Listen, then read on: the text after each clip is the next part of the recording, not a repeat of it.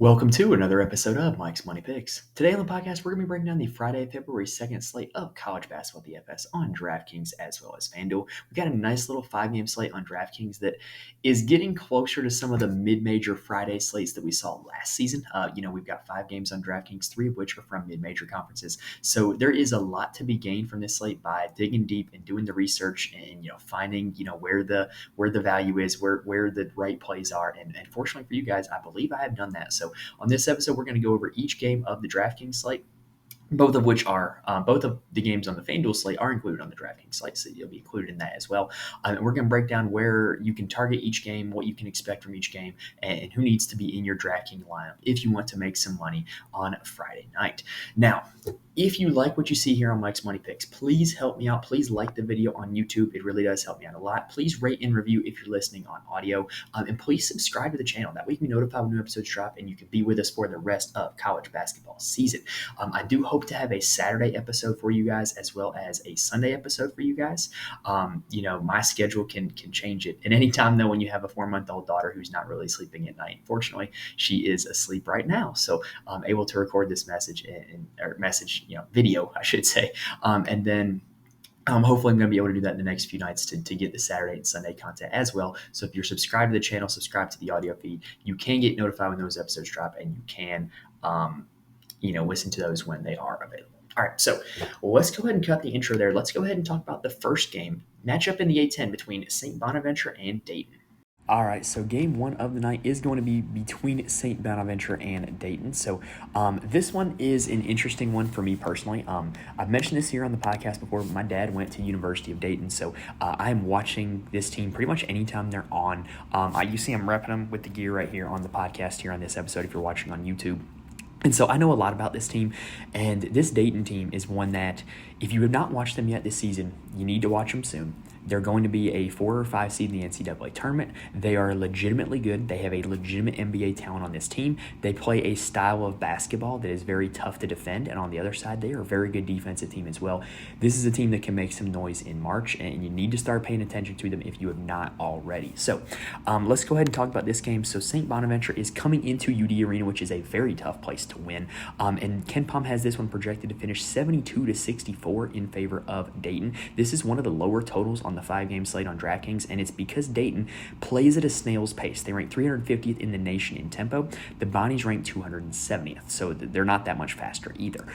The reason why Dayton plays so slow, they run a very methodical ball screen offense, and they don't really settle for bad shots. They generally work their action the entirety of the shot clock and get a good look. So one thing it does do for Dayton is they do have a lot of assists. They have a very high assist rate, and they also take a lot of threes because a lot of times their action generates an open three-pointer. So even though the tempo is slow, there are some fantasy points to be scored on this Dayton side. And last year, these two teams played, and it was an absolute rock fight. St. Bonaventure won 68-59 at their home court. In that game, Deron Holmes of Dayton had 21 points. Chad Venning of St. Bonaventure had 17 and 8, and Moses Flowers contributed 13 as well. So let's go and talk about what the Bonnies can expect from this game. So Charles Pride is their highest priced player on DraftKings, and I think he's a very tough play. He's a guy who is not going to be making my player pool. First, because guys don't really have ceiling games against Dayton, given the fact that they are a tough defensive team and they play at a slow tempo. But second off, for Pride, he's priced up at $7,100, and his usage rate is not indicative of a $7,100 player. In fact, the shots that he takes is not indicative of a $7,100 player. He hasn't taken more than 11 shots in the last since Thanksgiving. Like, he just doesn't generally take a lot of shots, and less shots means less opportunities to record fantasy points. He needs a lot of rebounds and assists to get there, and that's not going to happen in a game against Dayton where you're playing one of the slowest teams in the nation. If you need more proof, Charles Pride has not hit 4x value in the last 4 games for that salary, and so he's just a pass for me. There are other Bonaventure pieces that I'm willing to play, but not Pride. Chad Venning is a guy that I'm willing to look at, though. He is their big man, and he has a super high usage rate.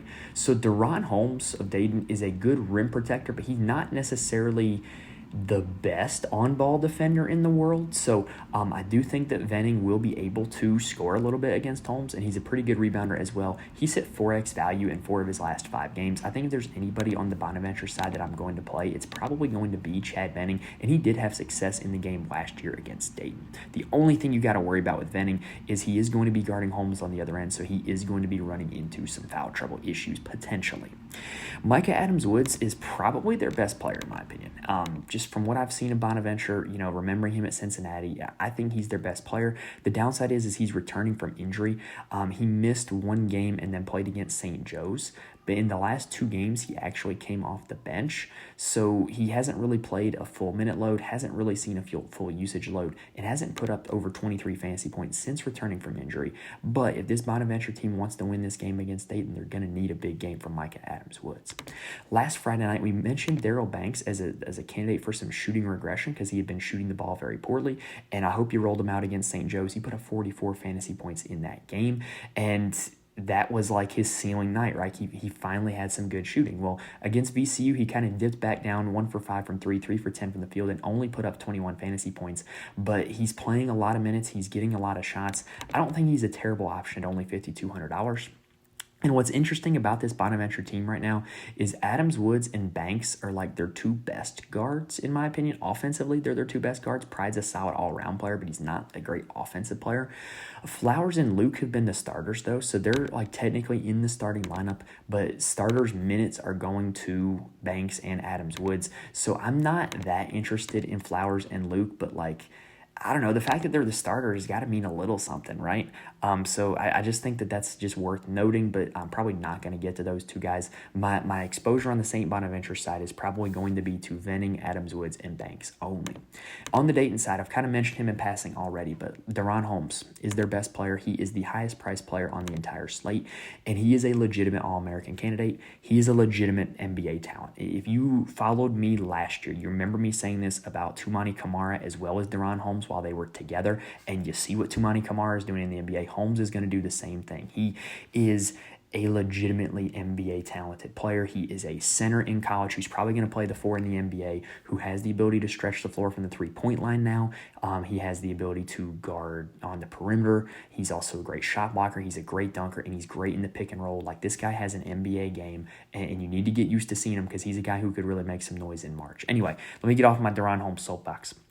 He's a great option on this slate, even though he is super high priced. So he has a 27% usage rate on the season, which is what we like to see of guys that are priced up this high. And with Dayton not having as many possessions, you're going to need a high usage rate if you want to hit value at this salary, which he has been able to do. In fact, he has over 40 fantasy points in 5 of his last 6 games, and he has gone for over 50 fantasy points in 3 of his last 6 games. This guy has an incredible ceiling, the highest ceiling of anybody on the slate. He's done it against all levels of competition. Look no further than 48 fantasy points against Cincinnati, and I think he can do it again here against St. Bonaventure. I don't think it's necessarily the best matchup in the world against St. Bonaventure, but I definitely think the ability is there for Holmes to get to 4 or 5x value, even at that expensive price tag. Now, if you were to fade Daron Holmes, if you were to not play Daron Holmes, a guy to look at might be Nate Santos. He is their second most expensive player on DraftKings. He only has a 17% usage rate on the season, but he has really solid rebounding rates, and he shoots the ball at a very high percentage. He's a very efficient offensive player, and he tends to be better than most when Holmes is not having a good game because he generally gets more of the rebounds. He generally is involved more in the ball screen game offensively. So he's a guy that you could look at if you're fading Holmes. We played him a ton back at the Charleston Classic when he was like $4,000 on DraftKings, and he didn't let us down. But now he's up there at $6,900. I think he's a very difficult play, but unless you're going to strategically fade Holmes, I think that's his main value on this slate. Now, the pricing of Dayton's guards is very interesting to me. Kobe Bryant is their designated shooter off the bench. He can get hot with the best of them, but he needs his shot to be falling to have a big night fantasy-wise. Like, he doesn't get a whole lot of assists. He doesn't get a whole lot of blocks and steals, and you're going to need the shot to be falling if you want him to give you value. I don't like his price tag at $6,000. I think if he were $5,000, I would be really, really interested in playing Kobe Bryant, but I'll pass because I'd rather have these other Dayton guys. Javon Bennett has been really solid lately for the Flyers. He's been over 22 fantasy points in his last 5 games. He's been between 17% and 22% usage in all 5 of those games as well. All 4 of those games, not 5. But he's generally just a pretty solid option who's going to put up some peripheral stats. He's going to get boards. He's going to get assists. I think he's a very safe play, but I don't know if he necessarily has the upside of some of the other guys in his price range because Holmes is going to eat up so much of the usage, but Javon Bennett's definitely going to make my player pool. Enoch Cheeks is kind of their 3-and-D wing. When he has his ceiling games, it generally comes from getting a lot of rebounds, blocks, and steals. I'm probably going to pass on him because I would rather go play Kobe Elvis, who's at $5,700. Kobe Elvis is their second highest usage player on the season, and he has the highest assist rate on the team on the season. He just hasn't really shot the ball well in their last 3 games, but the ceiling is there. He did have a 37 fantasy point performance against Cincinnati, 29 against Troy, so he has the ability to erupt for big games, and if you're a usage rate truther like I am, then Elvis has got to be the second guy you'd be willing to play on this Dayton team just because of the usage that he consistently sees all season long. Now, if you're really going to get creative, Isaac Jack is Daron Holmes' backup. Like, if you think that maybe Holmes gets in foul trouble against Venning or something like that, maybe Isaac Jack might be worth a roll of the dice in GPP, but he's the only other guy that really sees significant minutes on this roster. And if I'm playing Dayton, guys, it's probably going to be with Daron Holmes at the top. I think he's one of the best options at the top of the slate, and then probably Kobe Elvis is my second favorite after that. All right, next up, we have the Ohio State and Iowa game. This one is projected to finish as 82-77 in favor of Iowa. Excuse me, about misread that. Iowa is a team that gives up a lot of fantasy points. We've seen this a ton this year. Iowa ranks 14th in the nation in tempo and 118th in the nation in defensive efficiency, whereas Ohio State is 300th in tempo. So this is a big-time pace up spot for Ohio State and 120th in defensive efficiency. The bottom line is, for 2 power conference teams, these are poor defending teams, and so they're going to be able to score a lot of points on each other. On the Ohio State side, my primary interest lies in Thornton and Gail. And the reason why is because they are Ohio State's 2 highest usage players. They also have very solid assist rates as well, and they'll also get boards. And together, Thornton and Gail combine for 48% usage and 48% shot rate and 54.7 fantasy points on the season. Now, here's the problem, though. I don't really know if you can play them together. The 2 of them have not hit 4x value together in the same game in Big Ten conference play. So I don't think you can play them together necessarily unless you're just really sold on, this is an Iowa team that gives up a lot of fantasy points and they're going to combine for more than that 54.7 fantasy point mark. So I think that's the only value you would have in playing them both together. But I think with this being one of the highest totals of the night, I definitely think you want to get exposure to either Thornton or Gail in this one. Jamison Battle is kind of like a 3-and-D power forward. This is as good of an opportunity for a ceiling game as ever, though. He doesn't have a super high usage rate. He really is dependent on his 3-point shot falling as well as rebounds to reach value. But like against Iowa, that's kind of what you can get, right? There's going to be a ton of possessions in this game, which is more opportunities for rebounds, and Iowa does give up some threes, so I don't think that this is a bad option on this slate. I'm normally not interested in guys of his profile, but I think in a game against Iowa, especially as a stacking piece, Jamison Battle does have my interest. Now, the other thing worth monitoring for Ohio State is that Felix Opara is significantly outminuting, I don't know if that's the right way to use it. He's playing significantly more minutes than Zed Key lately, but he hasn't really done a whole lot with it. His usage isn't all that high, whereas Zed Key, when he's in the game, he gets some usage, he gets some shots, he just doesn't play a lot of minutes. So these 2 are capping each other's upside, and the only redeeming part about playing Felix Opara would be the fact that Kellel Ware, Julian Reese, and Zach Edey have all had massive games against Iowa from the center position, but all those guys get big-time usage, and Felix Opara really does not. Evan Moffi is another starter for this Ohio State team. He's the 5th starter, and look, he's going to be out there on the floor a lot, and this is going to be a game that's going to feature a lot of possessions. Maybe he, stumbles his way into a lot of points, rebounds, and assists just by being out there. He's not a super high usage guy, though, so to me, his interest is in as a game stacking piece. On the Iowa side, look, we've talked about this Iowa side. a lot now. Every time they're on the slate, you got to make sure to look at what Iowa's got going on. Tony Perkins is going to be my guy for the foreseeable future, though. Like, until something in the statistics tells me otherwise. He is the team leader in usage. He has shown the ability to hit value in games where he gets a ton of shots. He has shown the ability to hit value in games where he doesn't get a whole lot of shots. In fact, he's been over 32 fantasy points in 4 straight games. I just like Tony Perkins. I like the way the usage numbers shape up, and I think that over the course of the season, as it goes on, he is the guy that you're going to be wanting in your lineups from Iowa. Now, the guy that everybody's going to play from Iowa is Peyton Sanford, who's got back-to-back 40 fantasy point games, but he's going to be going up against Jamison Battle defensively, who is no slouch defensively. So I don't think this is necessarily the best matchup for Peyton Sanford, but he has been their best player lately. So I'm kind of hoping that, like, I'm not saying I'm not going to play Sanford, but I'm probably going to be playing more Perkins than Sanford, and I'm hoping that the rest of the field does the opposite and chases those 40-point games from Sanford. Now, the rest of Iowa's starting lineup, we've got Freeman and Crick, who are their two big fellas. And here's the bad news, though. They haven't been good lately.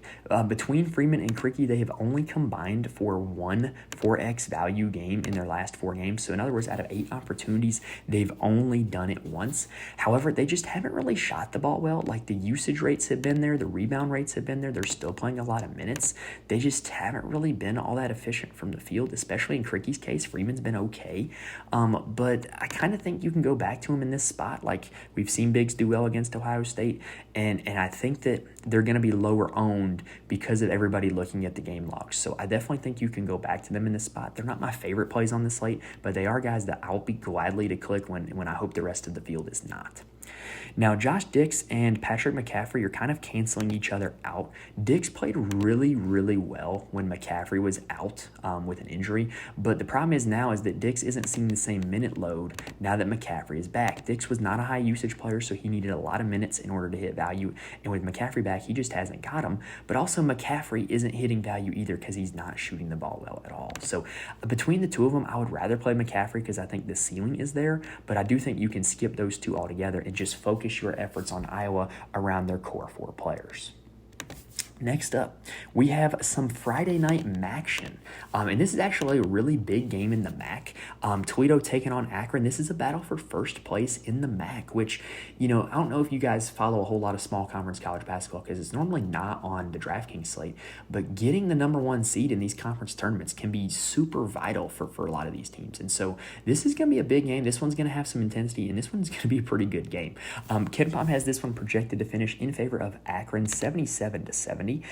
Toledo is a pretty fast team. They rank 123rd in tempo, whereas Akron ranks 306th. So this is a big-time pace up spot for Akron and pace down spot for the Toledo Rockets. Now, for Toledo, if you're not that familiar with this team, their starting 5 in order from most usage to least usage is Raheem Moss, Tyler Cochran, Dante Maddox, Javon Simmons, and then Sonny Wilson. That is their starting 5 in order of most usage to least usage. So Moss is probably the guy that you're going to want. He has a massive usage rate. He puts up a ton of fantasy points, and he's a very safe option. I think he's an elite cash game play, and I think he's underpriced at $7,200. The only thing you got to keep in mind, though, is it's going to be kind of tough for him to have a ceiling game going up against Akron, who is 306th in the nation in tempo. There's not going to be as many possessions in this game as they're used to.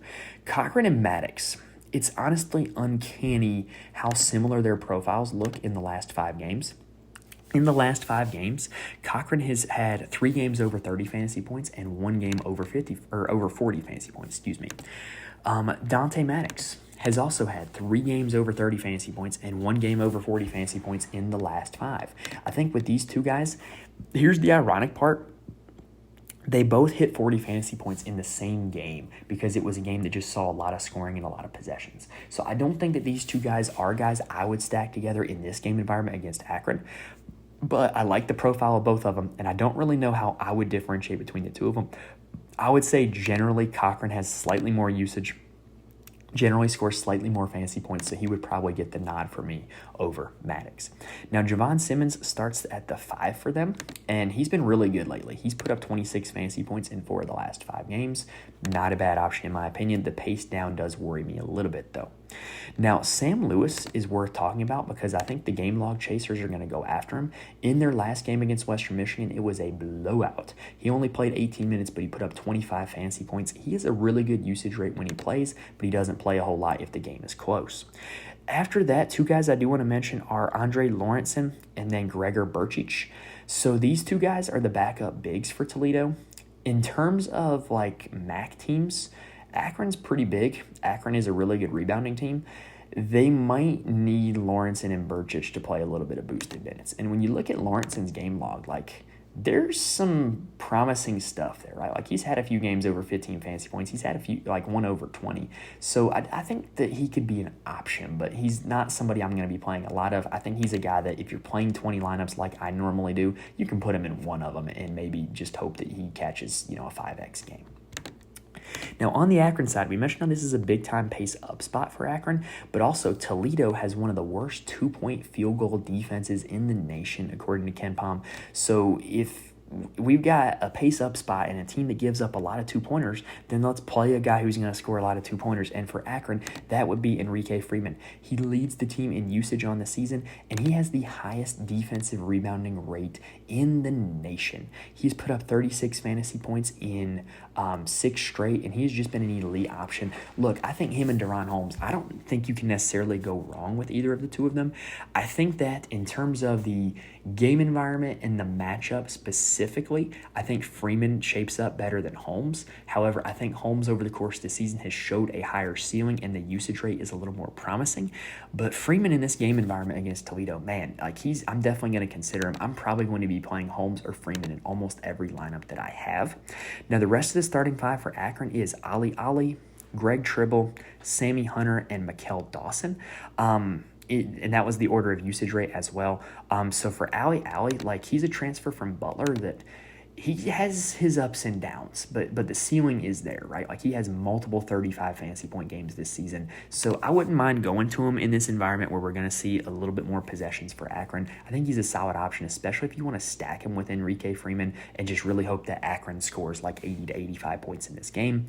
Greg Tribble and Sammy Hunter, look, they're just okay. They don't generally put up a ton of fantasy points, and I think they're a little overpriced for what their resume says, but the game environment's pretty juicy, and they make for solid supplemental stacking pieces. Same with Mikel Dawson. Shema Scott plays a lot of minutes off the bench. I think that is a guy you can go to as well. Nate Johnson has missed the last 6 games for Akron. I don't necessarily know if you I don't know why DraftKings doesn't have him listed as out or even questionable yet. Maybe they're going to put that in tomorrow. But he's not a guy that you can play unless you get word that he's going to be active. All right, that does it for the first 3 games of this Friday slate. So let's go ahead and take a quick breather, and then we'll talk about the last 2. All right, next up on the docket is a battle in the Big East between Butler and Creighton. This is the second game of the FanDuel slate, 4th of 5 games on the DraftKings slate. The first game on the FanDuel slate was Ohio State, Iowa. That is significantly the better game environment of the 2 that are on the FanDuel slate. This one is not one of the better game environments of the night. This one, KenPom has projected to be Creighton 76 to 68, making it one of the lower totals on this slate. And the interesting part about this one, though, what makes it targetable is the fact that it's going to be so concentrated. We have gone over each of the last 2 seasons how much Creighton plays their starting 5 and how they only have 5 guys that are pretty much viable in DFS for any game, right? And Butler is turning into one of those teams as well. Butler currently right now ranks 323rd in the nation in bench minutes, and there's only 362 teams in the nation. So they're almost in the bottom 10% of teams in terms of how much they utilize their bench. So if you just think about it from a pure math perspective, let's just say, the game environment for this one isn't all that great, and there are 300 total fantasy points scored. Well, if you divide that by 10 guys that are playing, essentially, that's 30 fantasy points per player. Whereas if you had a game that was 400 total fantasy points scored, and you had 16 total players playing in it, well, then you divide that, and that is 25 fantasy points per player. So even though the game environment might be worse, the fantasy scoring might still be okay because there's only going to be pretty much 10 guys that are seeing the floor in this game. Now, on the Butler side, They're a very balanced offense. And unfortunately for us, all four of their guys have been priced up pretty expensive. For them, Telfort, Brooks, Alexander, and Davis all have over a 20% usage rate on the season, and it is not uncommon at all for them to all have 20% in the same game. Their fifth starter is Jalen Thomas, the center, who is a guy who can have big games, but doesn't really happen a whole lot against Creighton. So not really a guy I'm going to be looking to, given that he's going up against Ryan Kalkbrenner.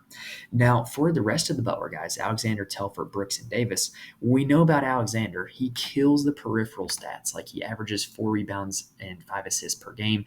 When Butler is at their best, Posh Alexander is putting up a lot of statistics.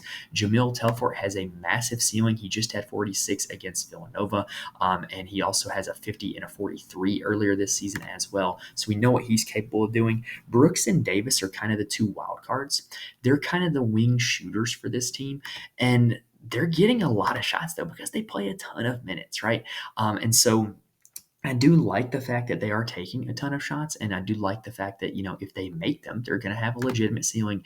I just wish they were a little cheaper because this matchup against Creighton is definitely not one of the better matchups that they're going to see. DJ Davis in particular, though, I will give him a shout out. He took 20 shots last game against Villanova, took 10 the game before that against Georgetown, but in both of those games, he got to over 31 fantasy points. So you got a lot of guys on this Butler team who are capable of getting to 4 and 5x value for their price tag. Now on the Creighton side, we know about what they do, right? They're pretty much a team that just plays their starting five: Shireman, Kalkbrenner, Alexander, Ashworth, and Miller. And really, Ashworth and Miller don't have that big of a usage rate. However, I will talk about Ashworth. He has been great lately. He has 3 straight games over 25 fantasy points, and he's playing really well. And they seem to play better when he plays well. So he's a guy that I do have a little bit of interest in for that reason. I think he's a very good stacking piece as well because he can give you a lot of assists. But with Creighton, it revolves around the big three: Shireman, Kalkbrenner, and Alexander. Baylor Shireman is a guy who will fill up the stat sheet in a variety of ways. He hasn't even taken a whole lot of shots in games lately, and he's still managed to hit value. He's a pretty solid play, although at his salary of $9,000, personally, I would rather pay up for Freeman or Holmes. I think they have a higher ceiling than Shireman does. Kalkbrenner's sitting there at 8,800. I kind of feel the same way about Freeman and Holmes. That I did about Shireman. Like, I would rather pay up for those two guys than play Kalkbrenner. But I think if you're not going to get up to Holmes or Freeman, I think he's a very solid option. We have seen bigs play very well against Butler, and Kalkbrenner has shown a ceiling of over 50 fantasy points. He did it against Seton Hall. However, that was a triple overtime game. So, maybe he does need a little bit of help to get there. But out of any of the big three Creighton guys, Kalkbrenner would probably be my guy. Alexander is at the same price tag of 8,800. He needs a lot of shots to get there. He is probably more shot dependent than Shireman or Kalkbrenner, but he's also a better scorer than Shireman and Kalkbrenner. So I do think there's a chance that he gets there. He's been over 40 fantasy points in 3 straight games, all of which he scored 23 or more real points. So I do think he's an option, but out of this big three, I would probably play Kalkbrenner the most, then Alexander, and then Shireman. But like I said, with this being not the best game environment and with them being at such a big price tag with usage that kind of varies between the three of them, I would rather pay up for Holmes or Freeman, where I know that those two teams are going to play through those two big fellas. Now let's talk about the last game of the night, which is going to be, I forgot to mention one last thing: the FanDuel slate. If you were playing on FanDuel, those are the only 2 games that are on FanDuel: Butler, Creighton, and Ohio State, Iowa. With Butler and Creighton being a game that there's really no bench players in, value is very scarce on this slate. And so what I think you're going to want to do on that slate is play a lot of pieces from the Ohio State, Iowa game. Try to find your value pieces from the guys in that game as opposed to the Butler Creighton game, simply because, past the starting 5 on those 2 teams, they're just not going to play a whole lot of minutes. Now, on the San Jose State and Nevada game, wrong California city there. It is the last game of the night, and it is projected, according to KenPom, to finish as Nevada 78-65, giving Nevada the second highest team total on the slate behind only Iowa. So this is a team you might want to definitely get some exposure to. For San Diego, I want to keep doing that. It's late at night. I need to go ahead and wrap this up. So for San Jose State, they are a team who's pretty starting 5 concentrated. Their starting 5 is Cardenas, Amy, Anderson, Gorner, and Jong. Jong is their 7-footer. He doesn't really have the endurance to go 30 minutes, so he doesn't. But they're pretty concentrated around those first 4. Amy is a guy who is getting a ton of shots. He's really been their guy in conference play. He's taken it at least 12 shots or more in the last 7 games. Now, granted, he's had a lot of varying success with that one, and he's really hasn't been great in games where San Jose State has gotten beaten badly, which definitely there is a potential to have happen here on this slate.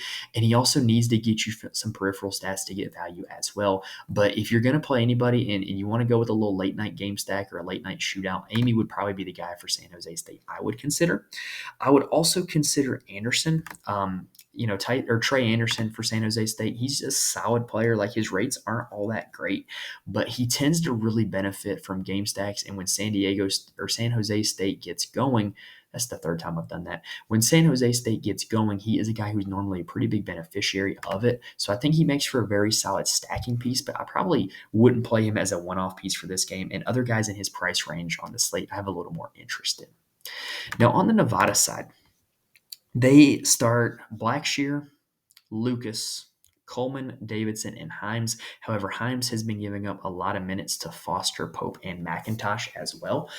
So for this team, Keenan Blackshear is kind of the engine that makes everything go. He is their point guard. He has a massive assist rate, and he is very correlated to Nevada's team total. Like when Nevada scores a lot of points, Keenan Blackshear will score a lot of points. One thing that I find interesting as well is Nevada is kind of one of these teams. There's a lot of this in college basketball right now, that they're one of these teams that they know that the metrics care about margin of victory. And so they will play their starters heavy minutes, even in a game that is a blowout, because they know that that margin of victory is going to matter into their computer ratings, and they want it to be a positive in their favor, which is actually it's kind of smart, but it's also kind of messed up in a way. So, I do think that with the game flow of this one, like if Nevada really gets rolling, you're still going to see a lot of minutes from the starters. And I definitely think that's a high upside stack is to play Keenan Blackshear and some of these other Nevada guys, because Blackshear is going to get a ton of assists if Nevada gets rolling. So who would I play with Blackshear? Well, Jared Lucas is their leading scorer. He's their leading shot taker. And he can get hot or cold from the field.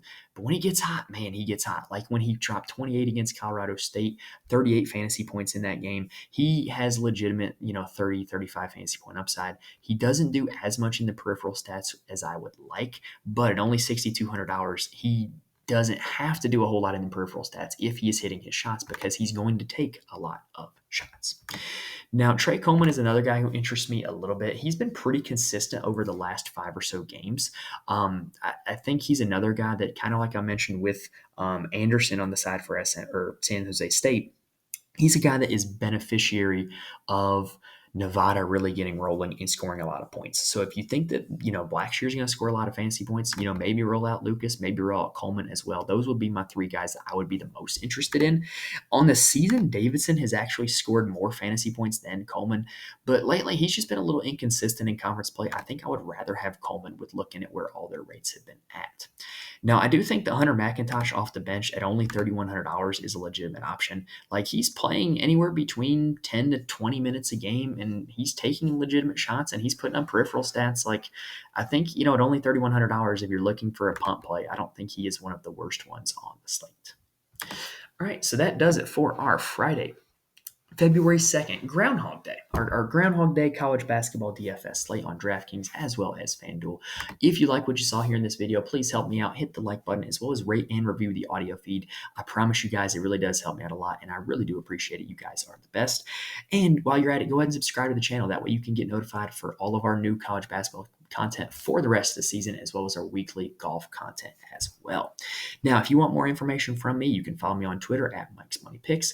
The link to the Fantasy Corner Discord is in the description on YouTube as well as the audio feed. The Fantasy Corner Discord is a home of a lot of smart people who play DFS for a lot of different sports, and we've had a lot of winners in here lately, and we have a lot of good discussion in the college basketball channel. We're just bouncing plays, bouncing ideas, talking strategy off each other all day long, and then sweating it out together at night. It's an absolute blast to be a part of. It's a fun community. If you're looking for somebody to talk DFS with, join the Fantasy Corner Discord. It's entirely 100% free. Now, also, I do write a full article for all of the college basketball slates to my Patreon, patreon.com/MikesMoneyPicks. What I do is I profile my core plays as well as kind of my lineup strategy and attack strategy for each slate. So if you watch this whole video, right, this whole 30-minute overview, and you want to know who actually makes the most of my lineups, check out the Patreon, patreon.com/MikesMoneyPicks. All right, so that does it for this episode, y'all. So let's go ahead and kind of roll it out there. Hopefully, gave you guys plenty of good information that is going to help you guys build some winning lineups for this Friday slate. Hope you guys enjoyed what you saw. Remember, if you enjoyed what you saw, hit the like button, hit the subscribe button. I really do appreciate it. And with that, I'm going to kind of like you guys can probably tell I'm pretty darn tired by now. So I'm going to go ahead and end it there. Best of luck to you guys on the Friday night slate. Come join us over the weekend for the rest of the slates. Thank you guys for watching and listening to this point. Best of luck to you, and I will see you next time.